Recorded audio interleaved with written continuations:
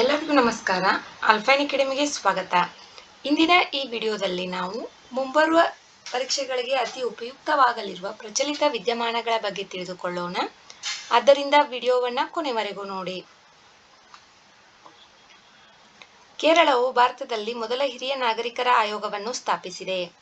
ಕೇರಳ ವಿಧಾನಸಭೆಯು 2025ರ ಆರಂಭದಲ್ಲಿ ಕೇರಳ ರಾಜ್ಯ ಹಿರಿಯ ನಾಗರಿಕರ ಆಯೋಗ ಮಸೂದೆಯನ್ನು ಅಂಗೀಕರಿಸಿ ಹಿರಿಯ ನಾಗರಿಕರ ಆಯೋಗವನ್ನು ಸ್ಥಾಪಿಸಿದ ಭಾರತದ ಮೊದಲ ರಾಜ್ಯವಾಗಿದೆ. ಇದು ರಾಜ್ಯದಲ್ಲಿ ಹಿರಿಯ ನಾಗರಿಕರ ಕಲ್ಯಾಣ ಮತ್ತು ಹಕ್ಕುಗಳನ್ನು ಸಂರಕ್ಷಿಸುವ ಗುರಿಯನ್ನು ಹೊಂದಿದೆ. ಹಿರಿಯ ನಾಗರಿಕರ ಹಕ್ಕುಗಳನ್ನು ರಕ್ಷಿಸುವುದು, ಅವರ ಕಲ್ಯಾಣವನ್ನು ಖಚಿತಪಡಿಸುವುದು ಮತ್ತು ಅವರ ಪುನರ್ವಸತಿಗೆ ಅನುಕೂಲ ಕಲ್ಪಿಸುವುದು ಆಯೋಗದ ಪ್ರಾಥಮಿಕ ಉದ್ದೇಶಗಳಾಗಿವೆ. ಹಿರಿಯ ನಾಗರಿಕರಲ್ಲಿ ನಿರ್ಲಕ್ಷ್ಯ, ಶೋಷಣೆ ಮತ್ತು ಒಂಟಿತನದಂತಹ ಸಮಸ್ಯೆಗಳನ್ನು ಪರಿಹರಿಸುವುದು ಇದರ ಗುರಿಯಾಗಿದೆ. ಅಗತ್ಯವಿದ್ದಾಗ ಆಯೋಗವು ಕಾನೂನು ನೆರವನ್ನು ನೀಡುತ್ತದೆ. ಕೇರಳ ರಾಜ್ಯ ಹಿರಿಯ ನಾಗರಿಕರ ಆಯೋಗವು ಒಬ್ಬ ಅಧ್ಯಕ್ಷ ಮತ್ತು ಗರಿಷ್ಠ 3 ಸದಸ್ಯರನ್ನು ಒಳಗೊಂಡಿರುತ್ತದೆ. ಸದಸ್ಯರು 3 ವರ್ಷಗಳ ಸ್ಥಿರ ಅಧಿಕಾರವನ್ನು ಹೊಂದಿರುತ್ತಾರೆ. ಹಿರಿಯ ನಾಗರಿಕರ ಕಲ್ಯಾಣವನ್ನು ಖಚಿತಪಡಿಸಿಕೊಳ್ಳಲು ಆಯೋಗವು ವಿವಿಧ ಸರ್ಕಾರಿ ಇಲಾಖೆಗಳೊಂದಿಗೆ ಸಮನ್ವಯ ಸಾಧಿಸುತ್ತದೆ. ಸಂಬಂಧಿತ ಕಾರ್ಯಕ್ರಮಗಳು ಮತ್ತು ನೀತಿಗಳ ಕುರಿತು ಇದು ಸರ್ಕಾರಕ್ಕೆ ಸಲಹೆ ನೀಡುತ್ತದೆ. ಪರಿತ್ಯಕ್ತ ಅಥವಾ ಅನಾಥ ವೃದ್ಧ ವ್ಯಕ್ತಿಗಳನ್ನು ಆರೈಕೆ ಕೇಂದ್ರಗಳಿಗೆ ಕರೆತರುವ ಕಾರ್ಯವನ್ನು ಆಯೋಗ ಹೊಂದಿದೆ. ಹಕ್ಕುಗಳ ಉಲ್ಲಂಘನೆಯ ಪ್ರಕರಣಗಳಲ್ಲಿ ವಿಚಾರಣೆಗಳನ್ನು ನಡೆಸಿ ಸೂಕ್ತ ಅಧಿಕಾರಿಗಳಿಗೆ ಸಂಶೋಧನೆಗಳ ವರದಿಯನ್ನು ನೀಡುತ್ತದೆ. ಕೇರಳ ಸರ್ಕಾರವು ಪ್ರಸ್ತುತ ಇಂದಿರಾ ಗಾಂಧಿ ರಾಷ್ಟ್ರೀಯ ವೃದ್ಧಾಪ್ಯ ಪಿಂಚಣಿ ಯೋಜನೆಯಡಿ ಮಾಸಿಕವಾಗಿ 1,600 ರೂಪಾಯಿ ಪಿಂಚಣಿಯನ್ನು ನೀಡುತ್ತಿದೆ. ನೆಕ್ಸ್ಟ್, ಅಗ್ರಿಶೋರ್ ನಿಧಿ ಹಾಗೂ ಕೃಷಿ ನಿವೇಶ ಪೋರ್ಟಲ್. ಕೇಂದ್ರ ಕೃಷಿ ಮತ್ತು ರೈತರ ಕಲ್ಯಾಣ ಮತ್ತು ಗ್ರಾಮೀಣಾಭಿವೃದ್ಧಿ ಸಚಿವರು ಶಿವರಾಜ್ ಸಿಂಗ್ ಚೌಹಾಣ್ ಇತ್ತೀಚೆಗೆ ನವದೆಹಲಿಯಲ್ಲಿ ಅಗ್ರಿಶೋರ್ ನಿಧಿ ಮತ್ತು ಕೃಷಿ ನಿವೇಶ ಪೋರ್ಟಲ್ ಅನ್ನು ಆರಂಭಿಸಿದ್ದಾರೆ. ಅಗ್ರಿಶೋರ್ ನಿಧಿಯು ಮೂಲಕ ಕೃಷಿ ಹೂಡಿಕೆ ಮತ್ತು ಮೂಲಸೌಕರ್ಯವನ್ನು ಹೆಚ್ಚಿಸುವ ಮತ್ತು ಕೃಷಿ ನಿವೇಶ ಪೋರ್ಟಲ್ ಮೂಲಕ ಕೃಷಿ ಹೂಡಿಕೆಗಳಿಗೆ ಸಮಗ್ರ ವೇದಿಕೆಯನ್ನು ಒದಗಿಸುವ ಗುರಿಯನ್ನು ಹೊಂದಿದೆ. ಅಗ್ರಿಶೋರ್ ಫಂಡ್. ಅಗ್ರಿಶೋರ್ ನಿಧಿಯು ಕೃಷಿ ನವೋದ್ಯಮಗಳು ಮತ್ತು ಗ್ರಾಮೀಣ ಉದ್ಯಮಗಳನ್ನು ಬೆಂಬಲಿಸುವ ಗುರಿಯನ್ನು ಹೊಂದಿರುವ ಭಾರತ ಸರ್ಕಾರದ ಹೊಸ ಉಪಕ್ರಮವಾಗಿದೆ. ಇಕ್ವಿಟಿ ಮತ್ತು ಸಾಲ ಆಯ್ಕೆಗಳನ್ನು ನೀಡುವ ಹಣಕಾಸು ಪರಿಸರ ವ್ಯವಸ್ಥೆಯನ್ನು ಸ್ಥಾಪಿಸುವ ಮೂಲಕ ಕೃಷಿ ಉದ್ಯಮಿಗಳಿಗೆ ಸಮಗ್ರ ಬೆಂಬಲವನ್ನು ಒದಗಿಸುವ, ಕೃಷಿ ಉತ್ಪನ್ನಗಳ ಮೌಲ್ಯ ಸರಪಳಿಯನ್ನು ಹೆಚ್ಚಿಸುವುದು, ಗ್ರಾಮೀಣ ಮೂಲಸೌಕರ್ಯಗಳನ್ನು ಸೃಷ್ಟಿಸುವುದು, ಉದ್ಯೋಗಗಳನ್ನು ಸೃಷ್ಟಿಸುವುದು ಮತ್ತು ರೈತರ ಉತ್ಪಾದಕ ಸಂಸ್ಥೆಗಳನ್ನು ಬೆಂಬಲಿಸುವ ಉದ್ದೇಶವನ್ನು ಇದು ಹೊಂದಿದೆ. ಇಲ್ಲಿ ಕೃಷಿ ಸಚಿವಾಲಯ, ನಬಾರ್ಡ್ ಮತ್ತು ಇತರ ಹಣಕಾಸು ಸಂಸ್ಥೆಗಳಿಂದ ನಿಧಿಯನ್ನು ಪಡೆದು 750 ಕೋಟಿಗಳ ಆರಂಭಿಕ ನಿಧಿಯನ್ನು ನಬಾರ್ಡ್ನ ಸಂಪೂರ್ಣ ಸ್ವಾಮ್ಯದ ಅಂಗಸಂಸ್ಥೆಯಾದ ನಬ್ ವೆಂಚರ್ಸ್ ನಿರ್ವಹಿಸುತ್ತದೆ. ಕೃಷಿ ನಿವೇಶ ಪೋರ್ಟಲ್. ಕೃಷಿ ನಿವೇಶ ಪೋರ್ಟಲ್ ಕೃಷಿಯಲ್ಲಿ ಹೂಡಿಕೆಗಳನ್ನು ಸುಗಮಗೊಳಿಸಲು ವಿನ್ಯಾಸಗೊಳಿಸಲಾದ ಡಿಜಿಟಲ್ ವೇದಿಕೆಯಾಗಿದೆ. ಹೂಡಿಕೆದಾರರಿಗೆ ವಿವಿಧ ಸರ್ಕಾರಿ ಯೋಜನೆಗಳ ಮಾಹಿತಿ ಮತ್ತು ಸವಲತ್ತುಗಳನ್ನು ಪಡೆಯಲು ಕೇಂದ್ರೀಕೃತವಾದ ವೇದಿಕೆಯಾಗಿದೆ. ಪ್ರಸ್ತುತ ಪಶುಸಂಗೋಪನೆ, ಗ್ರಾಮೀಣಾಭಿವೃದ್ಧಿ, ಕೃಷಿ ಮತ್ತು ಆಹಾರ ಸಂಸ್ಕರಣೆಯಂತಹ ವಿವಿಧ ಸಚಿವಾಲಯಗಳು ಜಾರಿಗೆ ತಂದಿರುವ ಕೃಷಿ ಕ್ಷೇತ್ರಗಳಿಗೆ ಸಂಬಂಧಿಸಿದ ಹಲವಾರು ಮೆಗಾ ಯೋಜನೆಗಳ ಬಗ್ಗೆ ಮಾಹಿತಿ ಆಯಾ ಸಚಿವಾಲಯಗಳಲ್ಲಿ ಲಭ್ಯವಿದ್ದು, ರೈತ ಉತ್ಪಾದಕ ಸಂಸ್ಥೆಗಳು, ಉದ್ಯಮಿಗಳು ಮತ್ತು ಕೈಗಾರಿಕೆಗಳಂತಹ ಹೂಡಿಕೆದಾರರಿಗೆ ಇದು ಕಷ್ಟಕರವಾಗಿದೆ. ಕೃಷಿ ನಿವೇಶ ಪೋರ್ಟಲ್ ವಿವಿಧ ಕೃಷಿ ಯೋಜನೆಗಳ ಮಾಹಿತಿಗಾಗಿ ಒಂದು ನಿಲುಗಡೆ ಮೂಲವಾಗಿ ಕಾರ್ಯನಿರ್ವಹಿಸುತ್ತದೆ. ಪ್ರಸ್ತುತ ಈ ವೇದಿಕೆಯು 11 ಪ್ರಮುಖ ಯೋಜನೆಗಳಿಂದ ಮಾಹಿತಿಯನ್ನು ಒಟ್ಟುಗೂಡಿಸುತ್ತದೆ. ಇವುಗಳಲ್ಲಿ ಕೃಷಿ ಮೂಲಸೌಕರ್ಯ ನಿಧಿ ಮತ್ತು ಪಿಎಂ ಕುಸುಮ್ ಸೇರಿವೆ. ಸರ್ಕಾರವು ಭವಿಷ್ಯದಲ್ಲಿ ರಾಜ್ಯ ಮಟ್ಟದ ಯೋಜನೆಗಳನ್ನು ಸೇರಿಸಲು ಯೋಜಿಸಿದೆ. ಇದು ಹೂಡಿಕೆದಾರರಿಗೆ ವೇದಿಕೆಯ ಉಪಯುಕ್ತತೆಯನ್ನು ಮತ್ತಷ್ಟು ಹೆಚ್ಚಿಸುತ್ತದೆ. ಇದು ಹೂಡಿಕೆ ಪ್ರಸ್ತಾವನೆಗಳ ಅನುಮೋದನೆ ಪ್ರಕ್ರಿಯೆಯನ್ನು ಸಹ ಟ್ರ್ಯಾಕ್ ಮಾಡುತ್ತದೆ.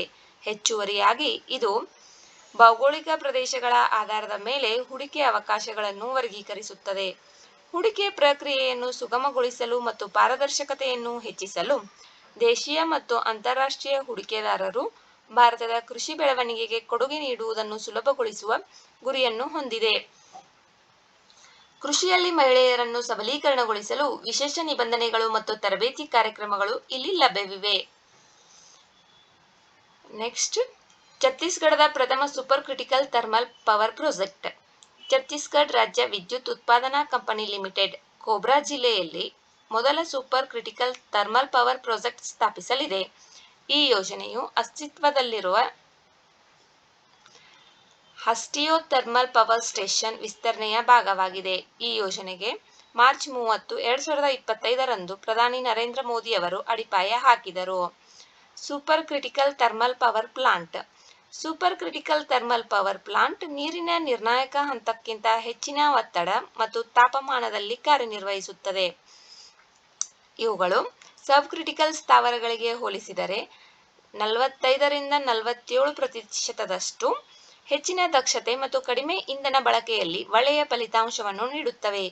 ನೀರಿನ ನಿರ್ಣಾಯಕ ಹಂತದಲ್ಲಿ ಅಥವಾ ನೀರಿನ ಹೆಚ್ಚಿನ ಒತ್ತಡ ಮತ್ತು ತಾಪಮಾನದಲ್ಲಿ ನೀರು ಮತ್ತು ಉಗಿ ಒಂದೇ ಹಂತವಾಗಿ ಅಸ್ತಿತ್ವದಲ್ಲಿದ್ದು ಉಷ್ಣ ದಕ್ಷತೆಯನ್ನು ಹೆಚ್ಚಿಸುತ್ತದೆ. ಸೂಪರ್ ಕ್ರಿಟಿಕಲ್ ಸ್ಥಾವರಗಳು ಸಾಮಾನ್ಯವಾಗಿ ಹೆಚ್ಚಿದ ದಕ್ಷತೆ ಮತ್ತು ಮುಂದುವರೆದ ದಹನ ವ್ಯವಸ್ಥೆಗಳಿಂದಾಗಿ ಇಂಗಾಲದ ಡೈಆಕ್ಸೈಡ್ ಮತ್ತು ಪಾದರಸಗಳನ್ನು ಕಡಿಮೆ ಹೊರಸೂಸುತ್ತವೆ.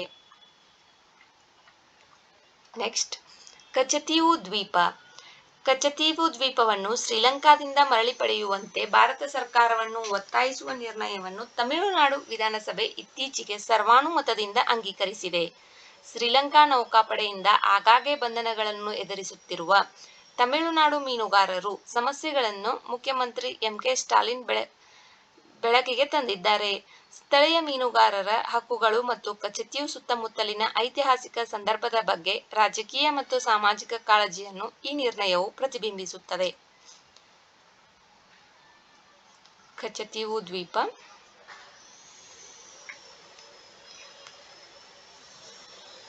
ಕಚತೀವು ಭಾರತ ಮತ್ತು ಶ್ರೀಲಂಕಾ ನಡುವೆ ಇರುವ ಪಾಕ್ ಜಲಸಂಧಿಯಲ್ಲಿರುವ ಒಂದು ಸಣ್ಣ ದ್ವೀಪವಾಗಿದೆ.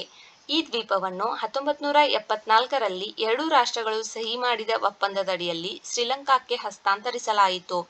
ಈ ವರ್ಗಾವಣೆಯು ಅಂದಿನಿಂದ ವಿವಾದಾತ್ಮಕ ವಿಷಯವಾಗಿದ್ದು, ವಿಶೇಷವಾಗಿ ದ್ವೀಪದ ಸುತ್ತಮುತ್ತಲಿನ ನೀರಿನಲ್ಲಿ ಹೆಚ್ಚಾಗಿ ಮೀನುಗಾರಿಕೆ ನಡೆಸುವ ತಮಿಳುನಾಡಿನ ಮೀನುಗಾರರ ದೋಣಿಗಳ ಬಂಧನ ಮತ್ತು ಮುಟ್ಟುಗೋಲುಗಳಂತಹ ಪ್ರಕ್ರಿಯೆಗಳಿಂದಾಗಿ ಶ್ರೀಲಂಕಾದಿಂದ ದ್ವೀಪವನ್ನು ಮರಳಿ ಪಡೆಯಬೇಕೆಂಬ ಕರೆಗಳು ತೀವ್ರವಾಗಿವೆ. ನೆಕ್ಸ್ಟ್, ರೋಂಗಾಲಿ ಬಿಹು. ರೋಂಗಾಲಿ ಬಿಹು ಅಥವಾ ಬೋಹಾಗ್ ಬಿಹು ಅಸ್ಸಾಂನಲ್ಲಿ ಒಂದು ಪ್ರಮುಖ ಹಬ್ಬವಾಗಿದೆ. ಏಪ್ರಿಲ್ ಮಧ್ಯದಲ್ಲಿ ಆಚರಿಸಲಾಗುವ ಇದು ಅಸ್ಸಾಮಿ ಹೊಸ ವರ್ಷ, ವಸಂತಕಾಲದ ಆಗಮನ ಮತ್ತು ಕೃಷಿ ಕೊಯ್ಲು ಋತುವಿನ ಆರಂಭವನ್ನು ಸೂಚಿಸುತ್ತದೆ. ಈ ಹಬ್ಬವು 7 ದಿನಗಳ ಕಾಲ ನಡೆಯುತ್ತದೆ. ಪ್ರತಿದಿನವನ್ನು ಜಾತ್ ಬಿಹು ಎಂದು ಕರೆಯಲಾಗುತ್ತದೆ. ಮೊದಲ ದಿನ ಗೋರು ಬಿಹುವಿನಿಂದ ದನಗಳನ್ನು ಸ್ನಾನ ಮಾಡಿಸಿ ಅಲಂಕರಿಸಿ ಪೂಜಿಸಲಾಗುತ್ತದೆ. ಎರಡನೇ ದಿನ ಮನುಹ ಬಿಹು ವಿಶೇಷ ಭಕ್ಷ್ಯಗಳನ್ನು ತಯಾರಿಸುವ ಮೂಲಕ ಮಾನವ ಆಚರಣೆಗಳ ಮೇಲೆ ಕೇಂದ್ರೀಕರಿಸುತ್ತದೆ. ಮೂರನೇ ದಿನ ಗೋಸೈನ್ ಬಿಹು ದೇವತೆಗಳನ್ನು ಪೂಜಿಸಲು ಸಮರ್ಪಿತವಾಗಿದೆ.